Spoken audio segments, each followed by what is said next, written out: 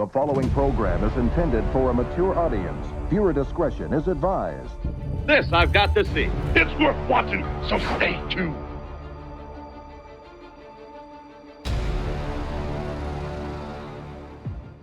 Welcome, gentlemen. Welcome to Power 60. We talk about real shit here, including going to Kilimanjaro and maybe paragliding down from Kilimanjaro. Barry's the man. And I got to pick on you a little bit again, Barry, where you said, what was it? It's not so much the hike up Kilimanjaro. It's the fact that, you know, just committing to go do it, but the hike will be easy. I think you said, right? It's like, it's not I'm just telling you that I've read a shit ton of stuff on that trip. And the only thing tough about that hike is the altitude. sure. And you have to come to terms before you go with the fact that you may not be able to get to the top because your body just may not be able to adjust.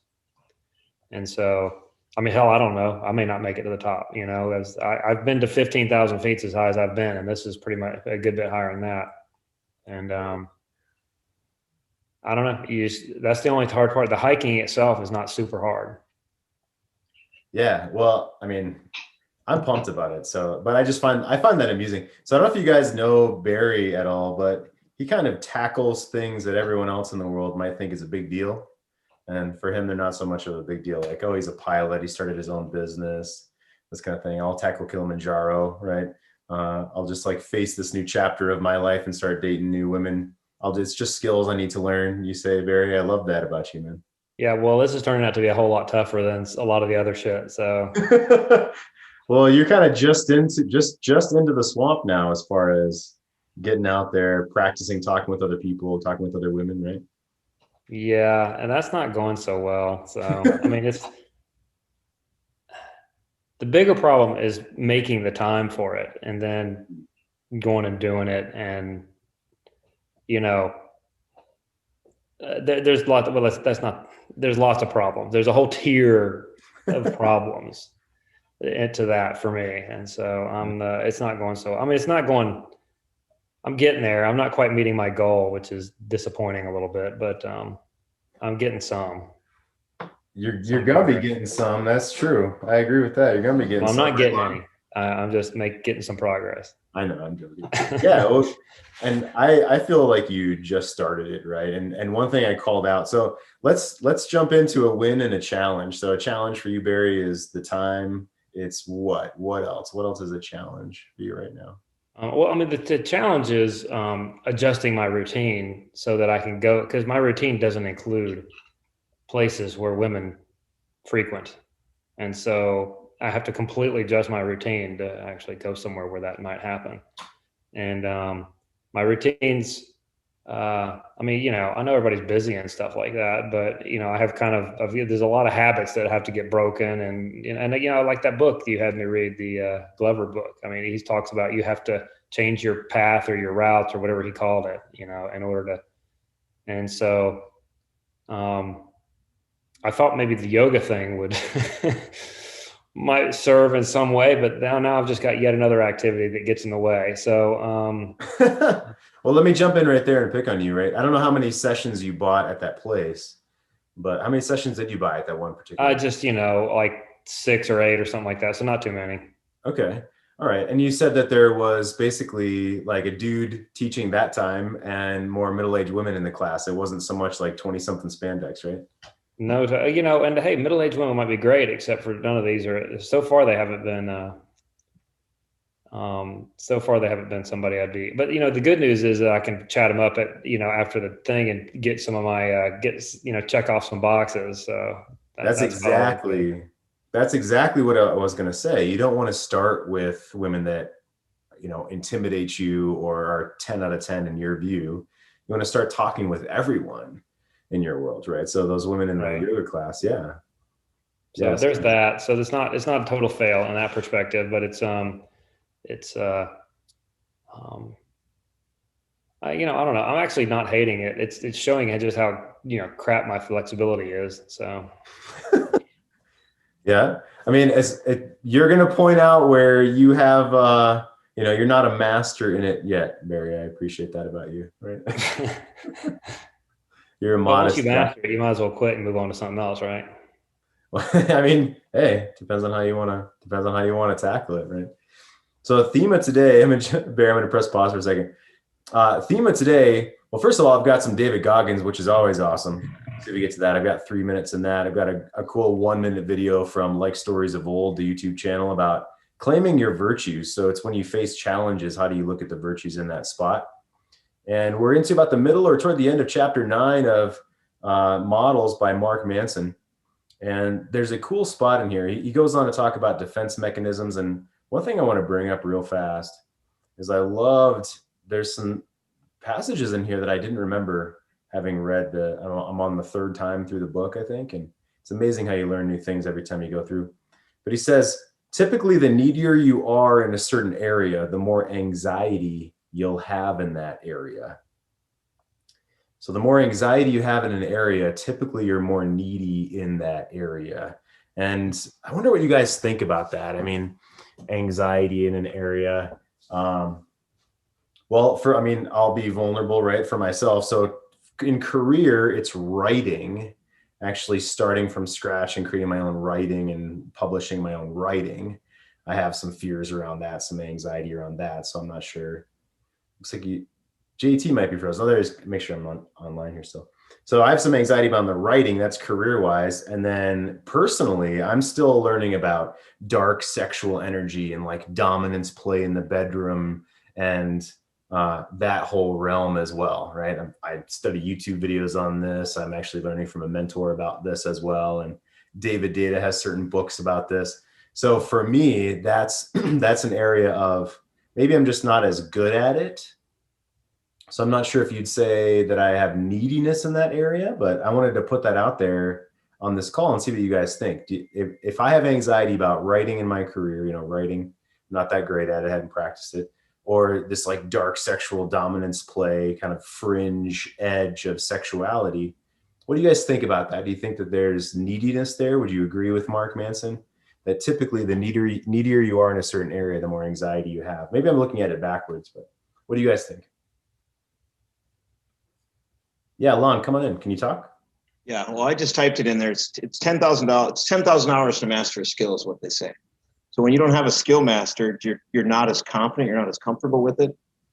I'm a carpenter. I'm a remodeler.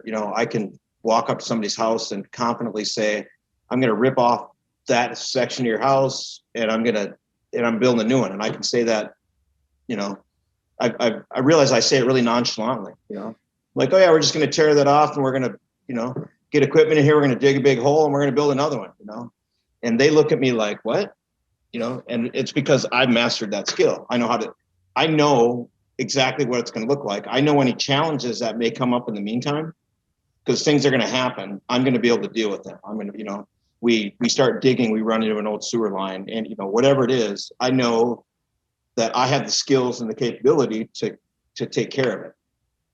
So when you don't have a skill mastered, and that's why I don't work on my own car, because I don't, sure, I could probably figure it out. I could YouTube it. But if there's something along the line that I don't know something happens that's out of the norm, troubleshooting becomes a difficult. Yeah. Because I don't know how to do that. Whereas my mechanic can say, oh yeah, okay, that's not working. Then the next step is this. He knows how to do it. Now I got my car in the driveway on blocks, I can't go anywhere. I got part, it's that old adage, you got to go to the store 4 times to get plumbing parts. It's just an automatic. And that's what I'm saying is that I think that's where your anxiety comes from, is that you haven't mastered the skill. So when things that you're not quite confident about, then you're just like, ooh, am I doing this right? Is this going to turn out the way I want it to? Or is this going to be a complete, if you're writing and you're not comfortable writing, you're going to be like, is this going to sound cohesive? Is it going to sound like my voice? Whereas after you've written, so many, I imagine Steve Horseman now when he writes doesn't sit and think, man, I wonder how I sounded on that. I'm sure he just types them up and he sends them off, and sometimes later on he might go, oh, I can't believe I did that. But, so I think that's what I'm trying to say. Yeah, I totally agree with that. I love that. Me with videos. I mean, if you saw some videos from me 3 years ago, I looked like a statue and it looked like I was reading or I was talking, 20% of the normal speed trying to get my mind on it. But now I can just press play. So I know how that goes as well. But so Lon, let me circle back for the theme, right? Of, so David Data, where's your edge? Where do you maybe have anxiety, or where maybe do you have neediness on an edge that you're pushing? So what would you say? Where's a challenge with the edge that you're pushing where there's potential? I mean, you could use the word neediness and start from that end, or anxiety and start from this end. What would you say? Well, I'll give you my example for the day, and it's a hammer over the head. But I got divorced yesterday. Oh, wow. I live in Minnesota. We went to mediation yesterday. We got everything. We had a settlement proposal. We worked through it within 2.5 hours. Everything was taken care of. We'd agreed to terms. We signed it. And in Minnesota, that means it'll get sent to a judge. I could be divorced officially, legally by Friday. Wow. I mean, it can happen that fast. So my challenge, and the funny thing about, I've been thinking about this a lot, Jeff, is my anxiety, and I don't even really have it because of the work I've done, is I've had a lot of people say, well, you must, that really sucks. You must really be in a bad spot. And I'm like, actually, I'm not. I said, I'm actually pretty calm and collected, and I feel pretty good. Like I've sort, I mean, I know we don't like to use the term, but I've done the work.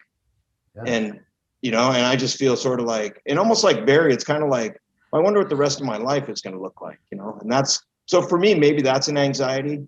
If you take Steve Horstman's analogy that the next 8 chapters are mine to write, the pages are now all blank. Mm-hmm. And it's sort of that, well, what am I going to put on those pages? What will I do now that the whole world is open to me? I'm the only one that has to make decisions about what I do, and what am I going to make those pages, great, or is it just going to be sort of this, boring, like, I went to work, got, had a week's vacation last year, and, or is it going to be like Barry, like, fucking, I'm going to Kilimanjaro. I think I'll give that a shot. Maybe I will hang glide off just to, I mean, I guess that's my anxiety. What's the rest of my life going to look like? Sure. Yeah. I think every single man here can relate to that. So what do you want to put? What's one thing you want to put in the next chapter of your story here? I would like to travel, which I never really did a lot of before. And it was all, part of it was because I always sort of needed somebody to travel with, and my wife's schedule and I really didn't work out. She was a teacher. So, she would have summers off, and summers for me were always just crazy, stupid. So, and what I want to do is just make time. I was talking to a friend yesterday who I hadn't seen in a while, and he said, "Oh, you'll never come out anyway." He said, "You never do." He lives in Maine. And I said, "No, you're wrong, James." I said, "I will come out." I said, because it's become one of my nuts, is that I'm a man that will take time to travel, So that for me is one. I'm just going to start. I'd like to start exploring places, kind of on my own. I don't have that, where Barry was talking about it sounds like you're sort of looking for somebody. I don't feel that need. I want to get really, really comfortable with myself before I sort of delve into that aspect of life. I want to really be, this again, Steve Horstman, but that, companionship is just an improvement upon solitude. And I want to be really, really comfortable with my solitude before I invite somebody in my life. So. Okay. So yeah. So what's a part of your solitude upcoming here? What's your plan as far as you're going to take it week to week, or do you have certain sort of tasks you want to do or certain challenges for yourself? Well, I'm digressing from that a little bit because I'm leaving next Wednesday to go to Sven. So, I mean, I'm going for, so it's not really going to be but I'm driving out there. I have a couple of days to myself. Part of my, part of that, Jeff, is going to be hard for me. I took the whole winter off. I had rotator cuff surgery. I'm self-employed. Work has become, I'm a contractor. I really didn't have much work lined up for the summer. I just kind of wanted to see what was going to happen. And I'm already possibly looking into like next spring for telling people. And I've really been at it about 3 weeks where I've been kind of telling people like, okay, I'm open to the possibility of doing projects. So in 3 weeks, I filled up almost a year's worth of work. So I may have a hard time sort of finding my, just being by myself, because I'm going to have to go, I'm going to be working, I'll be around people and, but I'll come home, I'll be by myself at night. I don't really have a lot of plans to, I just really, I really like being alone by myself at night. Even last night, I got divorced yesterday. I mean, how many people on their divorce day I actually went to somebody's house. They invited me over, but if nobody had called me, I would have sat in my couch and read and not been like, oh, woe is me. But I'd have been like, oh, I'm pretty fucking happy sitting here. I'm content. And I found that to be a very powerful thing. Yeah, sounds like powerful is a fantastic word. Sounds like you've been doing amazing work with your own self of being alone, but not being lonely. Sounds like you're well down that path, Lon. Yeah, I'm very comfortable being by myself. So, okay. So if you don't mind me asking, what do you feel like you need to accomplish in this I want to be good with my own self phase? What do you think is going to come up that you're going to need to overcome then? Because if you're happy sitting on the couch reading a book and you're good and all that, what's yet to tackle? Right. Maybe I'm there. That's a good question, Jeff. That's a good question. You know what? Maybe, you know what, you're asking me the question and I'm dodging it, but maybe I'm afraid to meet somebody. Maybe I'm afraid to go out there and, open myself up to somebody yet. And I kind of want to sit on the couch by myself. I'm telling myself that. Cool. Yeah. But I also know, sort of what you were talking about with Barry. When I go out now, I practice. I meet people. I mean, I meet people in line at grocery stores. I meet people. I was in Best Buy the other day, and I had a really great conversation with an older lady in front of me that had a knee brace on. And by the end of it, we were just laughing and having a hoot. And I do that in my everyday life now. I engage people and talk to them, and engage it in a way of not just like, hey, how you doing? I may start with that, but I will, by the end of it, I can tell that they felt that I was there talking to them and I meant it. Yeah. That I wasn't just passing the shit with, that it wasn't, that, I don't know, you know what I'm trying to say? It wasn't just. Yeah, it was, you opened your heart to them and you're having a real conversation. I love that. And by the way, Lon, if you want to be by yourself, that's totally cool. Obviously, right? That's great. Go travel on your own. I just went to Charlotte, North Carolina a couple weekends ago. 3 weekends ago. I flew in on Saturday, met 4 guys down there. We went shooting, clay sport shooting, and then had dinner in Charlotte, and I flew out the next day. I mean, it's like, it was $175 for the round trip ticket or something like that. And I just had one change of clothes if I needed it in my, bag. Like, and that I would like to do that. I was just gonna say, I could be a little bolder because I never really would have done that in the past, but it was way easier than I made it out to be. It wasn't that big of a deal, Yeah, I guess I would like to be more bolder. I'd like to be the kind, and it's COVID, so it's hard. But this is something I don't like to do. Is I'd like to be the kind of guy that goes downtown and goes to the bar. It's not really my thing to go there by myself. I want to go with somebody. I would like to start doing things like that. More. I have like a route here that I bike, but I'm very comfortable with it. I know what it is. I'd like to be able to take my bike and go up to the Minneapolis, Twin Cities area, throw my bike in a trail by myself and go do that. And I'm not comfortable doing that yet. It intimidates me to sort of get out of my, in my house, I'm great. On my bike trail that I do every day, I'm great. My little run I do every day, I'm great. But I'd like to branch out from those. So that's what that causes me anxiety. So there you go. That's your edge. That's your fringe. I'll give you one thing I want to ask other guys here in a second. So one thing when I was dating, this has been 5 or 6 years ago now. If you go to a dive bar that has a little pool table, a smaller pool table, and yes, you put like a quarter on the deck, like you got next game, and you just say, hey, I'm here by myself to meet some people and shoot some pool. You guys cool with that? Right? And usually the people playing pool are more rowdy and fun and that kind of thing. Sure. Yeah, put your quarter on the deck and just start shooting pool with people, and you can meet all kind of people. That's what I found. I will thank you for that. So. Yeah, yeah. And then there's something to do. You're playing pool. It doesn't have to be high pressure kind of thing. No, that's exactly how you need to find something to do. It's not just go sit at the bar and sit there alone. It's figuring out a way to engage with people. That's what I'd like to do. I'd start to be able to engage with people in that sort of way. And just see what the world brings me. So. Yeah. So 20-second story. I did that with a video game. I think it was Miss Pac-Man or something. And 4 college girls were playing Miss Pac-Man. I was out with some guys and I said, I'll be back in a few minutes. I went over and I put a quarter and I was like, if you're too young to know what that means I have next game. Right? And I just started playing it up. And one of them was super like bitchy toward me. And I turned to the different one that I liked. And I was like, is she always like this? Is she always this hard on everybody? And she's like, yes. And anyway, I went from there. But yeah, put a quarter on it, right? So let's Right. check it out, Lon. I appreciate it, man. Good to see you. That was awesome. Thank you. Appreciate it, Jeff.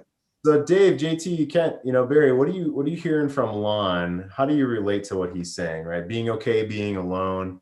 If you want to be alone, that's fine. If you want to meet people, that's cool too. Or being ready to turn the page, being ready to write the next chapter of my story. How does that hit you? Jump in, guys. I'm in that same boat.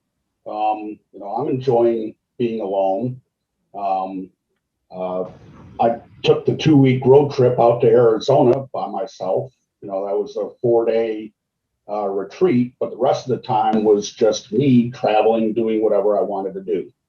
And it was very grounding, relaxing, and, kind of helped me love myself for being alone.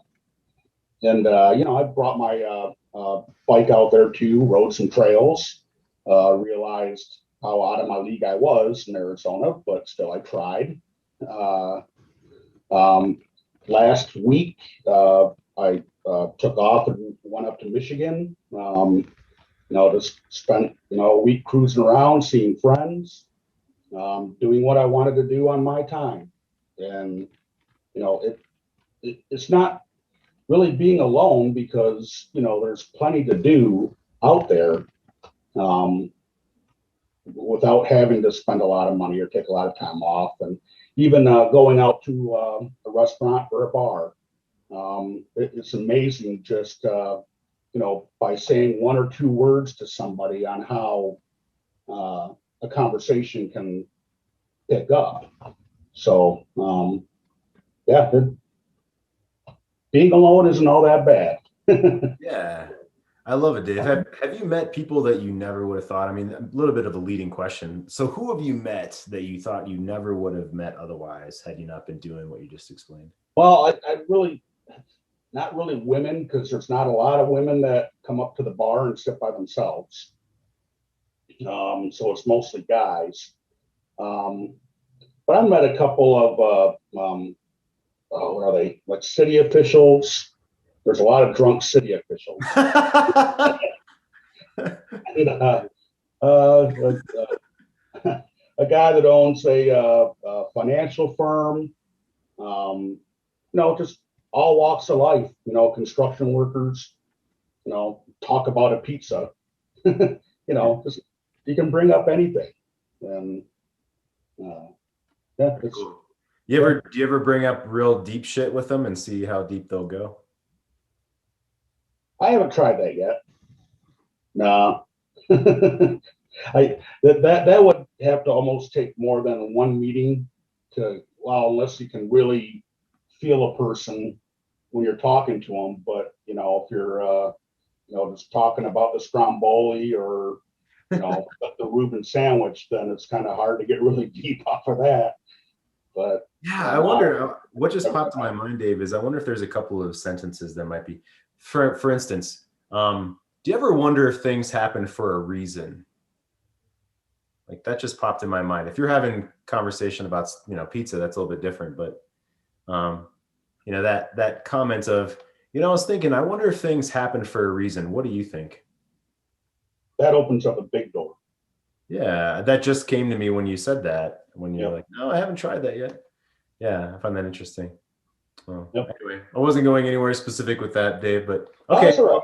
go ahead. So what's the next thing? What's one thing you want to write in the next chapter of your life that you want to be writing in your autobiography? Well, the topic is kind of about anxiety and stuff like that. I'm trying to lose weight right now, and that I like to cook, and I like to cook because I like to eat. And going through this weight loss thing, I have a goal of losing 50 pounds this year. And it's really hard to do when I like to cook how I cook. And also I'm kind of a beer snob and like all the craft, beers, to which I can't have any beer right now. Oh. And, it's a little bit of a struggle going, I don't know if I can make it, staying on this diet. But then again, I don't want to continue being, the weight that I am. So I do have a goal. I'm just nervous about not making it because, the whole willpower every day, I just have to say, okay, don't go buy any beer and just eat small portions and not crap. And like tonight I made pork chops, big, thick, fat pork chops. Yeah. Then I made 4, but I only had 1. So then cauliflower and broccoli, and that was it. So the willpower is a challenge. Sure. So I guess the next chapter of my life is to get over that problem with the willpower on overeating and over drinking, and get into shape, lose weight, and be more healthy. So that's kind of the chapter I'm looking forward to in life. Yeah, I love to eat too. I know what you mean. I love to eat too. One thing that I've learned with any kind of, if it comes down to willpower, that's real tough, right? You have to kind of like, okay, right? Just the willpower is real tough. But I've learned, what are you going after, and then what are you running from? Like, what's the fear, and what's the payoff, or what's the thing that you're running toward? So if you get a big thing you're running toward and a big thing you're running away from, that seems to help me. And then other people, right? Are you doing this with anyone else? Are you doing like with a group or another man or anything like that? Just by myself. And, and another problem is the whole trying to quit smoking. That's been a challenge. When I was up in Michigan, I didn't smoke at all for 4 days because I ended up meeting up with a woman up there and had dinner and breakfast and spent time together, and I didn't want to smell like smoke. So for 4 days, I made it without a cigarette. But as soon as I jumped in the car and started driving back home, she'd light up and chain smoke for a 5-hour drive. Right. Yeah. So,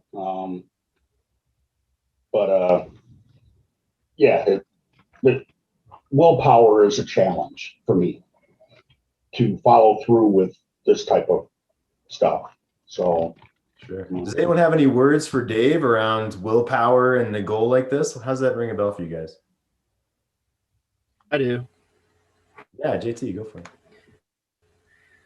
So the best thing that I found to do when it comes to trying to quit anything, first off, is don't stack.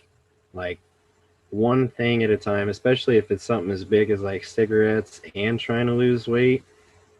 To a guy that smokes, that's two of the joys right there. I get it. I was a crack addict for ice cream, and I gained probably 50 pounds in less than a year. There's no bullshit. And the only reason I got back down to where I am is because I adopted the mentality of, it's not that I can't have it, I don't want it. No bullshit. Big changer. And adopt some kind of maybe, I'm not saying like a reward program, but there's got to be something to emotionally give you that payoff, that like eating the foods that we enjoy eating, or the sweets, or smoking a cigarette. There's got to be something that gives something back that is worth more to us, because I don't know if it's just a men's thing, but there ain't nothing more satisfying than instant gratification, like popping a zit, and so if you understand, kind of what I'm saying with that, it's, if you have something to visually have, instead of just, weighing yourself every day, looking down and going, well, shit, okay, up 1 pound, and then the next day down 2 pounds, instead of something like that, where it's just an emotional roller coaster, have something more subtle that has a return, that's more beneficial to you. What did you pick, JT? How did you do that? So, like I said, as far as like me losing weight, I have an extremely active job, so it's not always the easiest to convince myself to go to the gym after work. So I knew that I had to nip it with, like soda, like caffeine, man. Me and caffeine, I mean, it's not a good deal. Like there for a while, I was addicted to the stuff. I'm pretty sure, because if I didn't have it, I get headaches. And whether it's coffee or pop or energy drinks, honestly, energy drink was probably the worst one to quit. And what I ended up doing instead is I didn't just give up pop and energy drinks. I found something besides it. So like, for example, Mio, the squirt flavor enhancers, they have stuff that has energy supplements in it. Yeah, that was also something I had to win myself off of, but it was one step at a time. I got to where I didn't have even the slightest craving for a pop or an energy drink. I won. Okay, next step, get rid of the caffeine completely.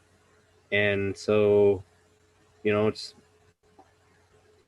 like with ice cream, it was I'd take myself out for, like a movie or something I don't know.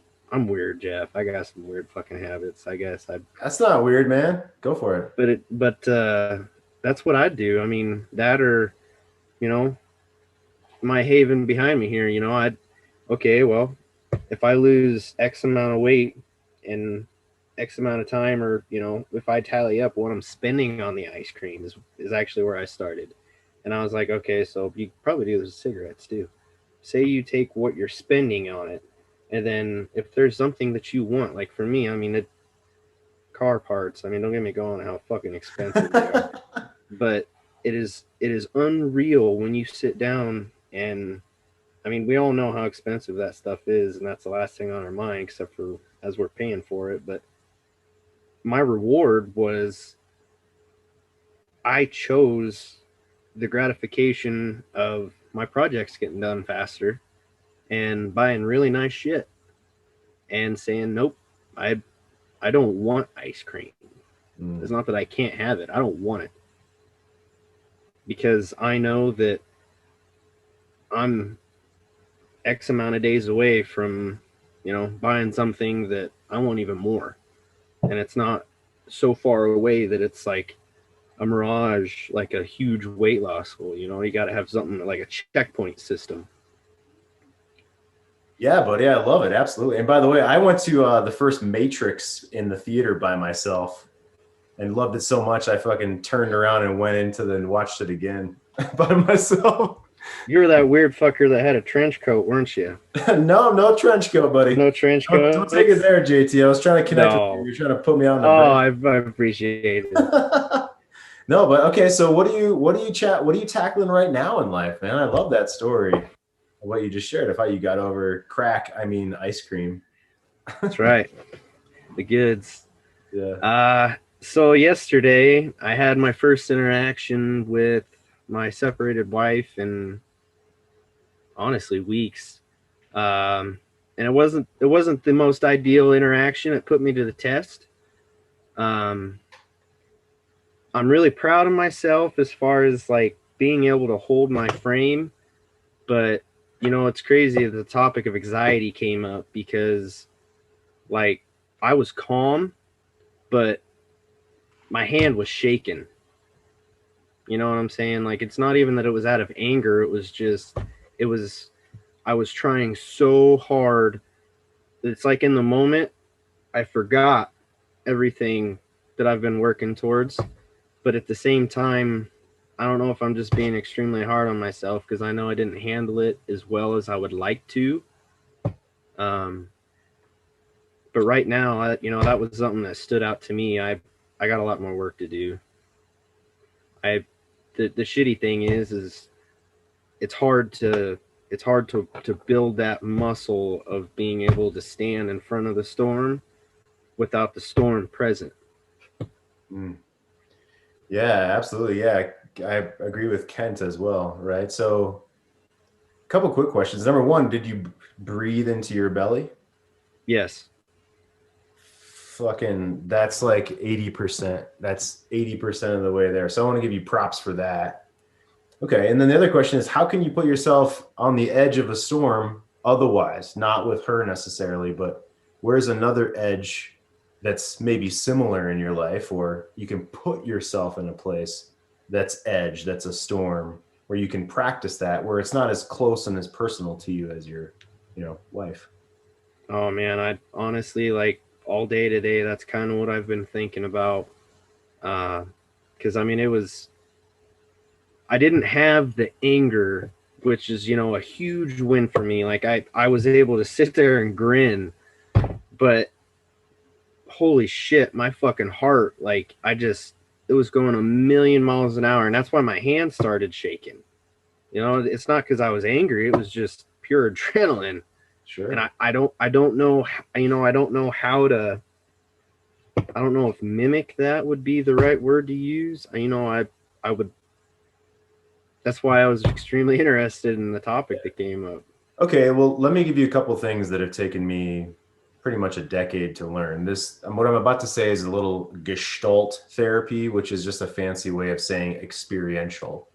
And that's what you're asking me. And often Gestalt therapy means simply this. You put someone else in the room with you. You pretend someone else is in the room with you, and you either sit with that emotions that come up or just the other person there, or you have a conversation, if you will, with the imaginary person in the room. That might be you. It might be you as a child. It might be another person. It might be you in the future. And I actually have been giving this exercise more and more. I call it a 2-minute guided meditation. I think I gave this to Barry, where you copy yourself, when you put a copy of yourself in the room, like sitting on the couch next to me or something, and you close your eyes and you just see what happens over those next 2 minutes. Do you want to ask yourself a question? Does that copy of you ask you a question? Do you feel anxious? Do you feel more joyous and calm? Do you feel nervous about something? Do you all of a sudden get angry? Because what this is doing is it's opening a door. It's knocking on the door to your psyche, your unconscious, to share something with you that you may not be aware of. And when you personify that type of practice, then it really can open up a lot more than you would expect. So I think Dawn is her name, right? So if I were you, there's a couple things you can do. Number one, you can literally get a picture of Dawn, okay, and put it on the chair next to you, and don't face it even. Just like, it's put it 90 degrees away from you and sit and just feel what comes through your body. Okay, that's the start. Another thing is, do you ask the picture a question? You're asking yourself the question, really, right? And can you stay breathing? Can you stay calm? Do you get escalated? How fast do you get upset? Let's say, I'm talking about myself, because I used to do this with my ex, right? I'm not going to go into the gory details, but infidelity, and, I made all the mistakes and begged her to stay and all the nice guy stuff. And so I was in a real bad spot. Even her, like a text popping up on my phone or an email. I just got an email from her yesterday, and I still have, and it was an accident actually. She clicked Jeff for some other Jeff and sent me a work thing, and it wasn't even meant for me. And I still sort of had to check in with myself, right? Like, oh, this is not just a stranger. This is my ex, and a check in with myself.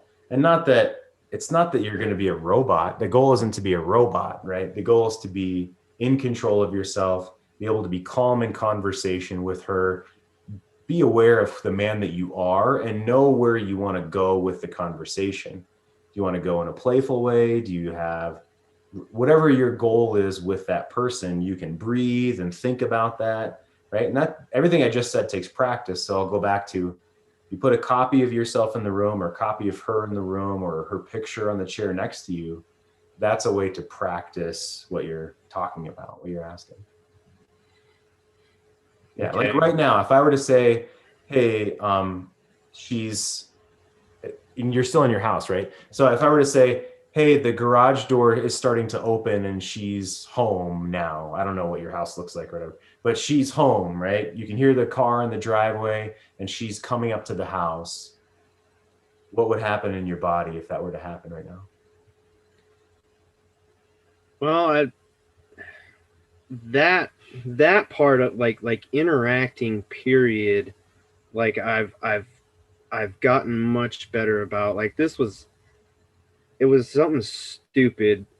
I shouldn't say I wasn't angry because I wasn't angry with her, but I was angry with what she was like, the situation. Long story short, she had asked her little brother to come and do a bunch of drywall repair on the walls and stuff to fill in the holes, shit that I'm going to do. Like, and I had told her my plan to do it, and she was just, I don't know if she just got a wild hair up her ass, I don't know, but I got home yesterday and she's like, hey, by the way, Eric, my little brother's coming over, and he's going to help me do this, this, this, and this. And it's all stuff that we've already talked about. And, and like, he was all but like 5 minutes away.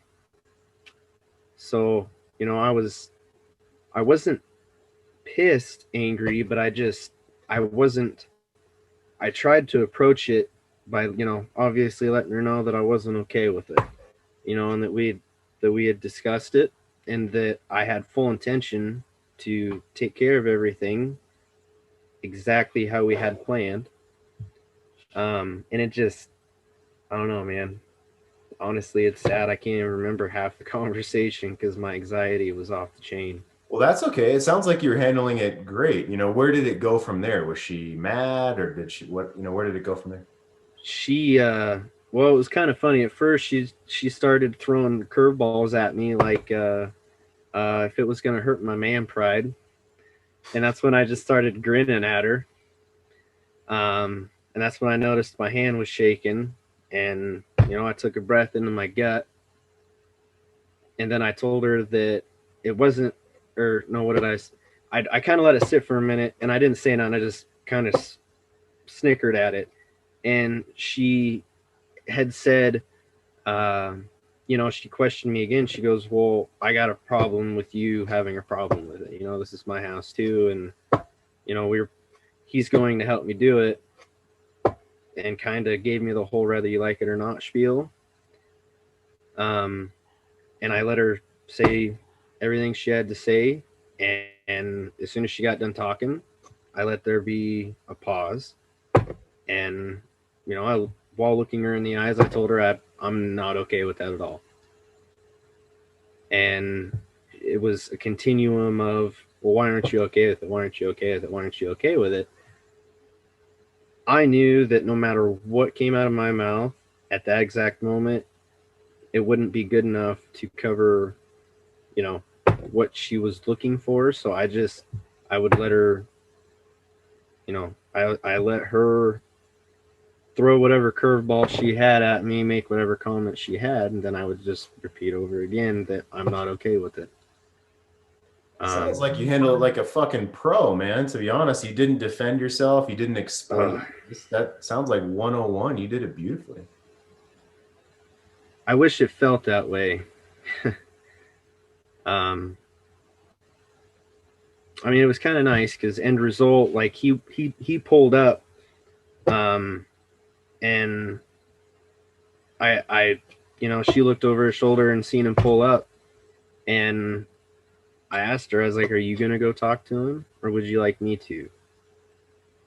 I have everything under control. The plans have not changed from the first time we've talked about it. You have not even completed the things that you were going to do. Like, she's got a bunch of shit on the walls that are like lag bolted in the wall.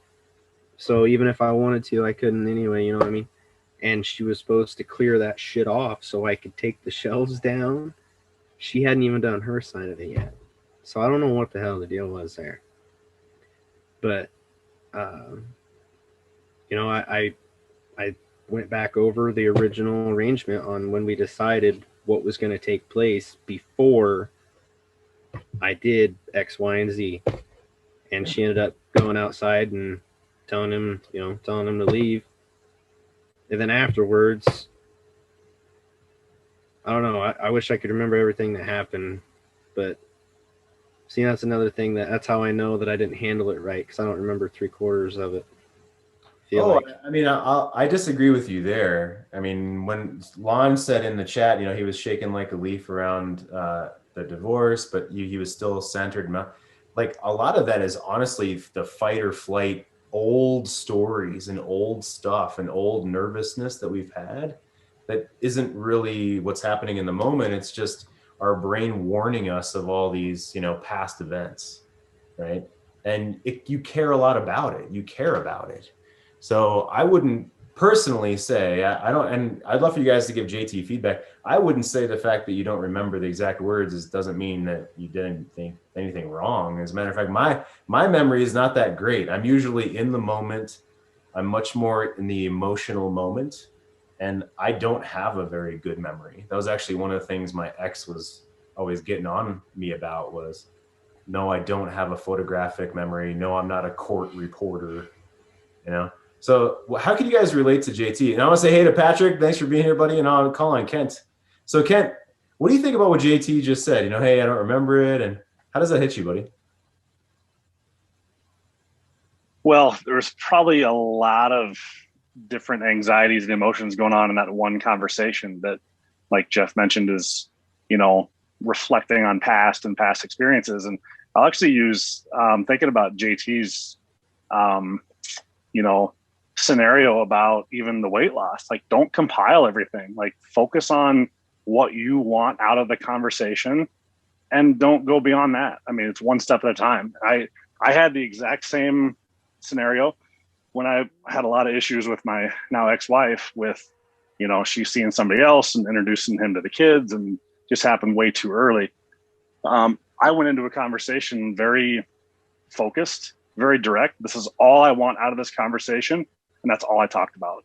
And that really was huge for me to stay centered, to stay focused and stay grounded, and to control the conversation, which was honestly happened for the first time in a long time.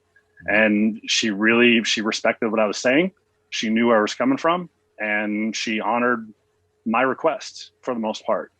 And I didn't go outside my frame. I went in with a purpose. And I think, you know, when you go in with these anxious moments, like, you just kind of got to, you know, simplify in your head, what do I want out of this conversation? And, you know, work yourself towards that ultimate goal, whether it's, you know, like I thought JT did a great job of saying, well, I'm not okay with this, period, end of story. Like, the other anxieties that might come are just kind of not relevant at that moment. So really focus on the fact that I'm not okay with this. You've said all you need to say, period. And I don't think you need to say another word.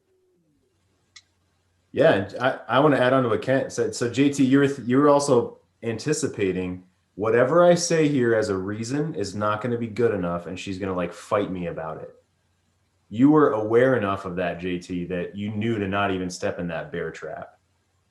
So that to me says you were quite aware. I mean, sure, your body was doing what it's doing, and we all got to work through those kind of things. That's old stuff just coming out. Right? But otherwise, it sounds like you did great. I appreciate it, because I was going to put it in the Facebook forum. I'm glad we got a chance to talk about it now, though. Yeah, do me a favor if you would. Try the copy yourself for literally 2 minutes. Okay? 2 minutes. It should not take a long amount of time. And maybe the first time you do it, nothing really happens, and that's fine. But quite often you do it 2 or 3 times a week for 2 minutes, and stuff will come out that you will be surprised by, I guarantee you. Either copying yourself or, you know, put a copy of Dawn in the room. Just have her sitting next to you and see what comes up. See what's want to come out of your body as well. You might even have tension or pain in one particular spot. I used to carry so many knots in my shoulders, and I haven't thought about this in years. I don't have those knots in my shoulders any longer. I haven't even thought about this. That just came to me. I thought about that in probably 5 years. I used to carry everything, you know, in my shoulders, under my shoulder blades. And that was something, just anxiety about everything. And yeah, so the point is, you'll be surprised by what comes up. And I'd love for you to share some of that in the forum, so we can share that activity that I told you guys, and so you can share your experience. That would be awesome, JT. Is there something is there some place or something I can, you know, like get more information on that? I mean, you could do research, but to be straightforward with you, I told you really all you need to know. What might be another question you have about it? Like, so to where now that you know pretty much what happened, what would you recommend for, the, like, what that would look like? Like, because before you had said, kind of imagine the door coming open and her walking up. So would I just replay that situation? So that would be okay. What I could do right now is give you 10 scenarios to practice, or 5 scenarios to practice over the next 2 weeks or 3 weeks, 2 minutes apiece, right? Deal. Okay, so 3 of them are put a copy of yourself in the room. One of you when you first met Dawn, like the age you were when you first met Dawn. Okay, one of you now, like this age, and then one of you 5 years from now or 15 years from now, something in the future, where it's a good amount of time in the future. Those are all different exercises. Okay, that's 3.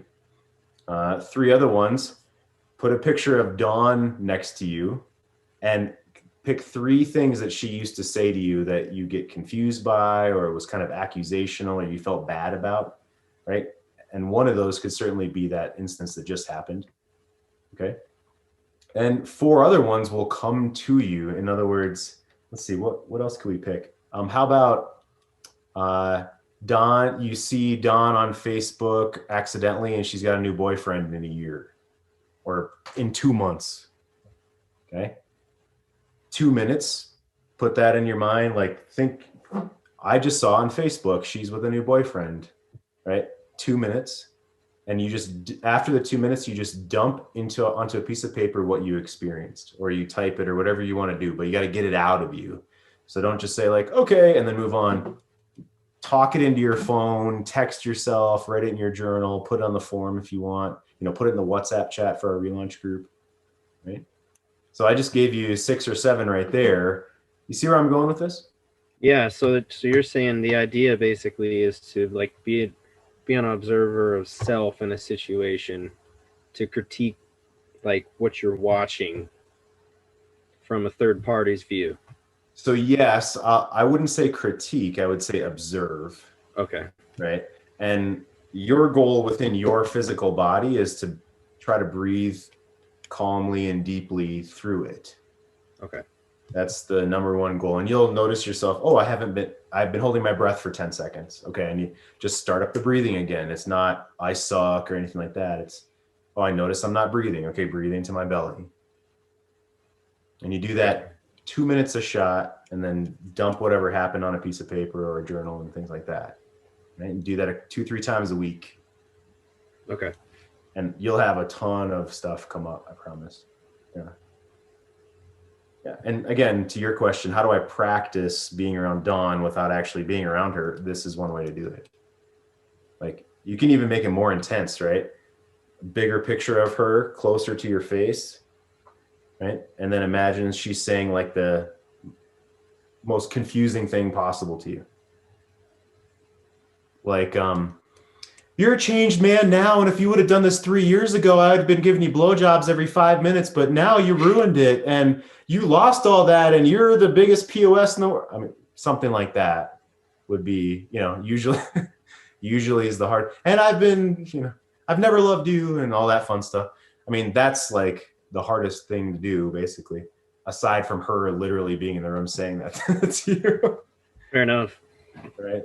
Otherwise, I mean, what Lon was talking about, what Barry's talked about, Dave talked about, as far as what's fringe, which edge for you, talking to the 21-year-old retail woman behind the counter, holding a 1-minute conversation with her. Is that easy for you yet?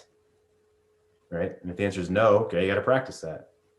No, I believe it or not, I don't know if I've ever been this confident around women before. It's kind of scaring me. Yeah, I want Kent to jump in for a couple minutes. I know we're out of time, but Kent, give all the guys here a little feedback on how scared they should be of women. Scared, honestly, from my vantage point, I think the one thing I really had to lean into hard was getting over the anxiety of leading a relationship. I was always very submissive, very passive, very just kind of go with the flow, happy wife, happy life, and never really engaged in leadership in a relationship standpoint. Met a few girls, dated a few of them here the last few months, and I've really, really worked hard on leading a lot of what we do. And there's been a lot of very, very positive feedback. And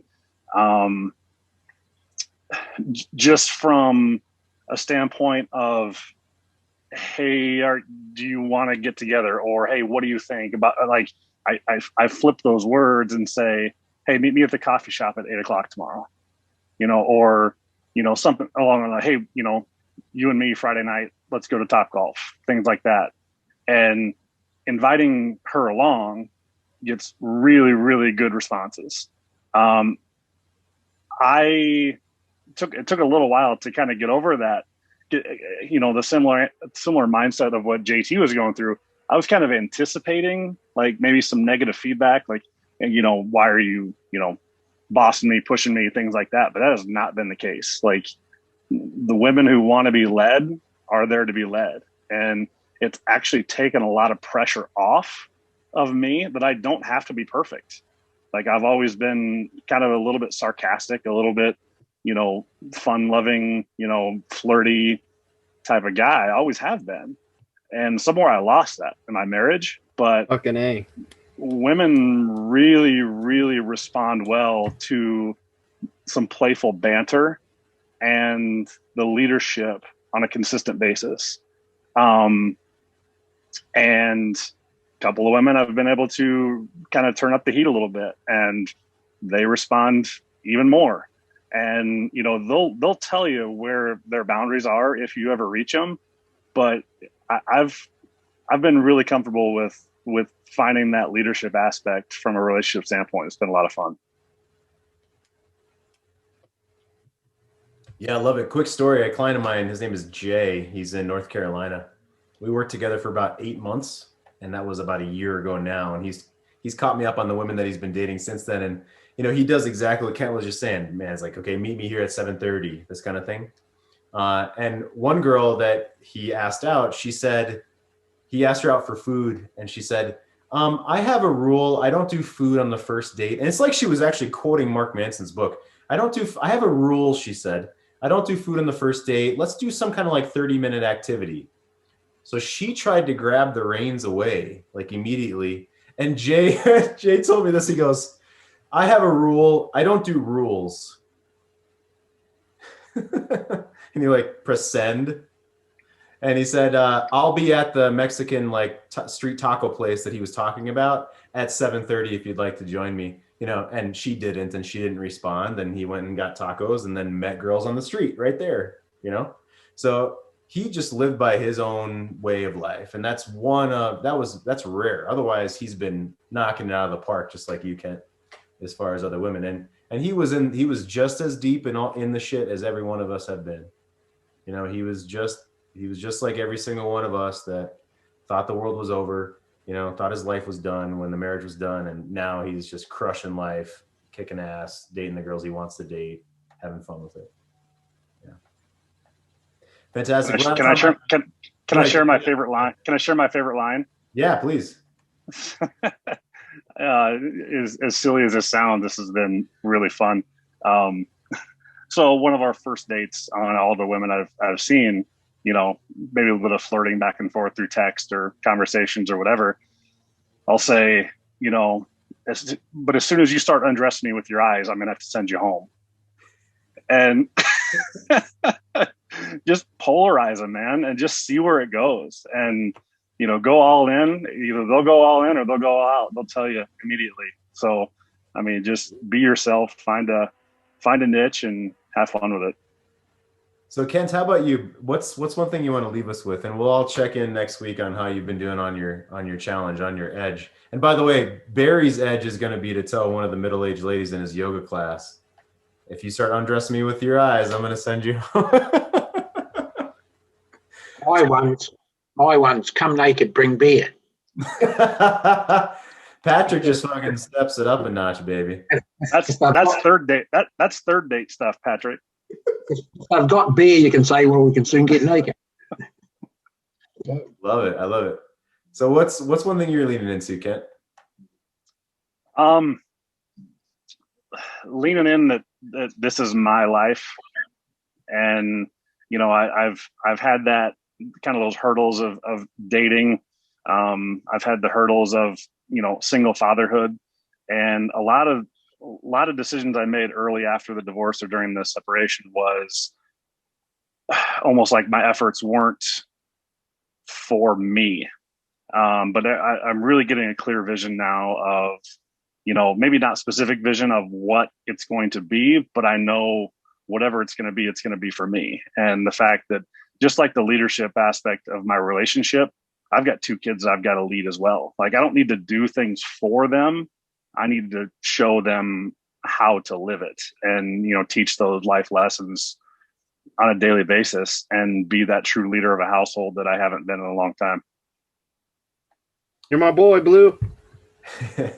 That's right. Beautiful. You guys are fantastic. Barry, thanks for being here, buddy. I appreciate it. Lon, thanks for all in your chat. I don't know if you guys saw the chat, but Lon is awesome there. Lon, Dave, good to see you. Ken's here. JT, you guys are fantastic. Patrick, thanks for jumping in. It's probably like, what is it, Thursday sometime in the morning over there, something like that.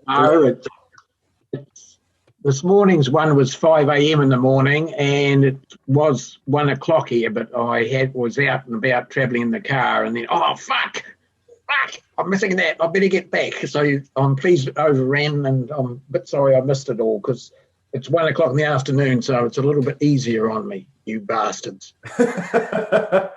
Gotcha. Well, I absolutely love you, Patrick. I wrote down one of my clients looked up a spot in New Zealand, one of the famous waterfalls in the world.